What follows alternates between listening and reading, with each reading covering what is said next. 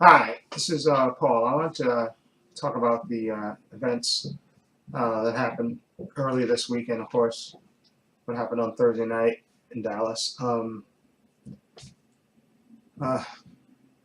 as a black man, I'm always, constantly aware of the interactions between police and um, and young black men. I mean, it's just, I mean, you can't even avoid it even if you wanted to. It's just these incidents have been going on and on. And the first incident was between Alton Sterling. He was selling CDs in front of a convenience store, and I think they said somebody had called and said there was a guy threatening with a gun. And then you see the video of the cops on top of him having him pinned down, and one of the cops with the gun drawn on him. And you don't actually see the shooting, you just hear it. And of course, another black man dead. Okay, and you see him sprayed out on the floor dying. Okay, and then later you see the cop pulling something out of his pocket, of course, and they say, oh, he had a gun, which we don't really even know that yet because they're still investigating that. And then later in the week, we had in Minnesota the incident with Philando Castile. He's with his girlfriend and her young daughter, who was in the back seat, and they get pulled over her broken taillight, and they live in a state which is open carry. You can legally, as long as you have a license, you can openly carry a firearm. And he tells the police officer, trying to be, trying to let the cop know, listen, I have I'm licensed to carry an open conceal, and I have a firearm on my person. And according to his girlfriend, he said, listen, and the officer asked him for his ID, and he went to reach for it, and the cop shot him. And the only reason we know this is the girlfriend incredibly started live streaming on Facebook, with her boyfriend laying next to her, dying basically in the car, and the young daughter in the back. And I remember we were talking about this at work. I think, was it Wednesday? No, I think it was Thursday. We were talking about it. Me and a bunch of other people were talking about it at work, these incidents, and how this, how black men, it seems like, black men, they seem to get shot all the time. Unarmed black men seem to be getting shot more and more. It's just like in the last few years, you see young black men getting shot, unarmed black men getting shot and killed by the police. And we were talking about it, and how, eventually it's going to come a point where people just fed up, and somebody's going to do something about it. And then, of course, the tragedy that happened on Thursday night, where the cops were murdered by this nut. I think 12 cops got shot, 5 cops unfortunately died, and 7 cops got wounded, and I think 2 civilians, by this nut who was an Army reservist, who was a nut. And it's just incredible how this whole week is just like the country's gone absolutely nuts. And as a black man, of course I'm always terrified about, and people are terrified about encounters with police, because a lot of them, you see all these incidents of black men getting shot, and of course that nut that killed the cops, that was way over the line, and should be, of course, should be condemned, because nobody has a right to murder anybody. And he was a nut who deserved to be denounced, and he wasn't part of any Black Lives movement. And I just think there has to come a point where we're going to have an honest and open dialogue about race, and how black men are just treated basically like and literally like their lives don't matter. And another thing, Black Lives Matter is not a terrorist group. And there was even, I think there was that nutty chick who's Tommy Loren, I think that's her name, and I think she's basically angling for a job on Fox News, who basically compared Black Lives Matter to the KKK, which is retarded in itself, and a dumbass statement. And I think, like I said, I think she's basically angling, I think, to try to get a job. I think she works for the Blaze, but I think she's angling to get a job on Fox News, of course. And then you have, of course, the former mayor of New York, Rudy Giuliani, who I know well because I live in New York, who's basically just really, he's just really an idiot. He really is an idiot, who basically tried to run for president based on what happened on 9/11, since that happened on his watch, and he was the mayor at the time, and he tried to capitalize on it. That's why I hate politicians anyway, to begin with, politicians, because they're always in it for themselves for the most part. Not all of them, but they're in it Most of them are in it for themselves. And he tried to take that, because he was the mayor of 9/11, to try to, boost his standing and try to run for president. But of course he couldn't, because he had so many skeletons in his own pocket, in his own backyard, that he couldn't even run, and he couldn't even win the right to get nominated for his party, for his Republican Party, because he's an idiot, and he has so many skeletons in his pocket, Rudy Giuliani, that he can't even run. So now he basically is a mouthpiece on Fox News, for anytime anything bad happens with black people, he's right on the air to condemn black people. That's all he does. He's just a low life piece of crap, as far as I'm concerned. Rudy Giuliani, he's just a really piece of crap. And then you have this former congressman, Joe Walsh, who basically threatens the president after the president, went on the air after these shootings and was saying, that we have to have an honest dialogue about race, about how young black men are treated in the criminal justice system. And then the cops get shot, the cops get murdered, and someone gets shot in Dallas, and then he released a tweet saying that this is all Black Lives Matter's fault, and it's President Obama's fault. Like I say, he's an absolute idiot. Joe, another idiot that just making things worse than they have to be. And again, Black Lives Matter is not a terrorist group, okay? And people, after these two incidents with the two young black men, people went out and protested in cities across the country, and they were peaceful protests, okay? And they just went out, all black people, white people, just a mix of people just went out to protest, saying enough is enough, that, they want change, okay? And they want things to get different. They want the country to be better than this, okay? They want to live in a country where black men don't have to feel like whenever they have an encounter with the police that they have a good chance of dying, okay?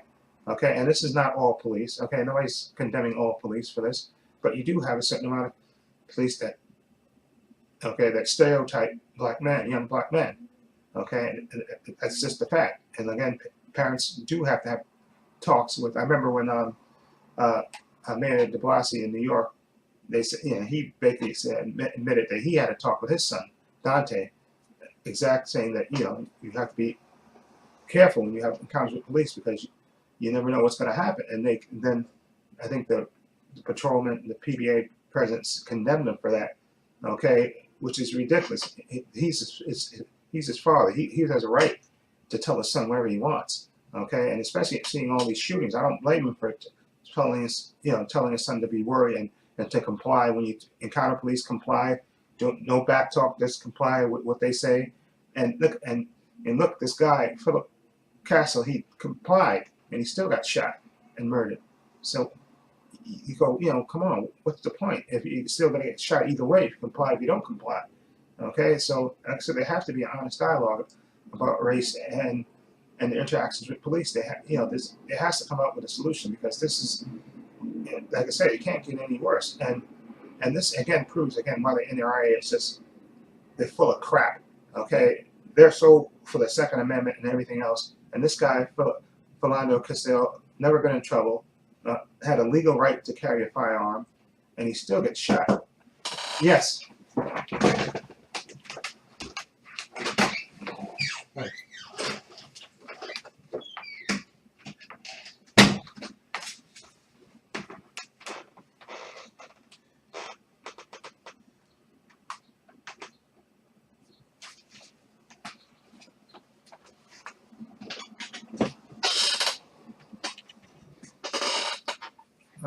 Sorry about that.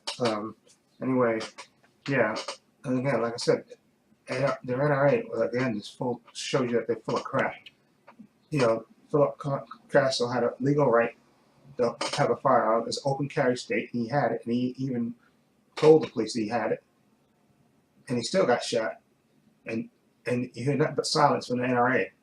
Are they backing this? Philando Castile, did they issue a statement saying we want to defend, that this was an unlawful killing, that he got shot, even if he had a legal right? No.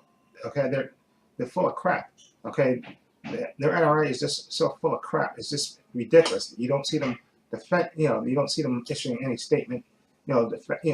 Saying condemning the shooting. Nothing. You hear nothing but crickets from them, and it's absolutely ridiculous. And again, like I said, you have to have an open dialogue about this, and you got to make changes. And like I said, in Los Angeles, I think they came out with the body cameras and stuff.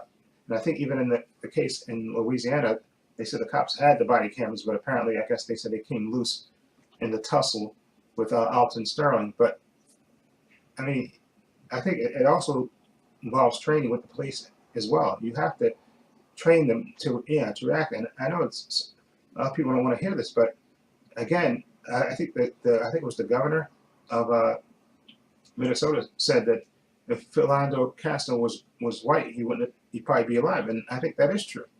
Okay, because like I would have never pulled the gun on the black when he told me he had a firearm on it and he had a permit for it. The cop would have never shot him. Okay, and I firmly believe that he would have never shot him. Okay, I don't care what anybody says, he would have never shot him. Okay, and again, and these guys are cops, they want to be cops, and you're afraid. And if they get trained, I think somebody else said this once, that they get trained, basically, they get trained to, that they're not going to take any chance, they're going to shoot to kill, and black men are primarily are the victims of this. They get shot primarily, and I was even watching a video where they show incidents of white guys pulling guns on cops and not getting shot. Okay, so you can't tell me that, again, that black lives don't matter, and when black guys wind up dead and white guys that pull guns on cops don't. I mean, it's absolutely ridiculous. And unless we make a change in this country, I mean, it's probably gonna get worse before it gets better. And I know the president's supposed to cut his trip, because I think he was overseas, and he's supposed to come, I think, to Dallas either probably Tuesday or Wednesday. And I think you really got to come up with a plan. And again, I think part of it is stop trying to label Black Lives Matter as a terrorist group. It's not a terrorist group. Okay, who are they terrorizing? Okay, they're not terrorizing anybody. Okay, they're just protesting and wanting equal treatment under the law, fair treatment under the law. And again, they want, again, like all the Black lives to matter. Okay, okay, and it's not, when you say Black Lives Matter, it doesn't mean white lives matter. That's a given. Okay, and they don't mean nobody else's lives matter. They just want Black lives to matter most to the people that have the power to take people's lives, okay, to the cops. They want their lives to matter to them, okay, more than they currently do, because it really, and like I said, I don't think it's going to get better before it gets, it may get worse before it gets better. And unless you have an honest dialogue with this stuff and start actually making changes in the law, and like I said, people that protest, I give them credit. They go out there and they march, and I give them credit. They bring attention to this. And again, I have to say, I condemn strongly that the killing of those cops. That wasn't going to solve anything. I don't care how frustrated the gunman was with with the young black men that were getting killed. Killing innocent people is never going to resolve that. How's that going to fix it? That just makes it worse. Okay, so I condemn that killing with everything I am. Killing innocent people that have families and stuff. These cops are human, okay, and they have families and stuff. And killing them, they were out there. I think they even had pictures of the protesters posing with some of the cops and stuff, and they were out there having a nice peaceful rally, and this guy rained death on them, and it was just a horrible act. But I said we have to do better than this. We have to be better than this. And this country is supposed to be better than this. So I really pray that you come up with solutions to stop this and change the narrative, and hopefully we can be better in the future. Because like I said, people are getting frustrated with this, and it has to get better before it has to. Hopefully it gets better before it gets worse. I really hope it does. And I don't have any answers myself, but I just hope smarter people than me can come up with answers, something to change the narrative and hopefully improve relationships between the police and African Americans and people in general. Okay, and hopefully the criminal justice system can work with that as well. Okay, and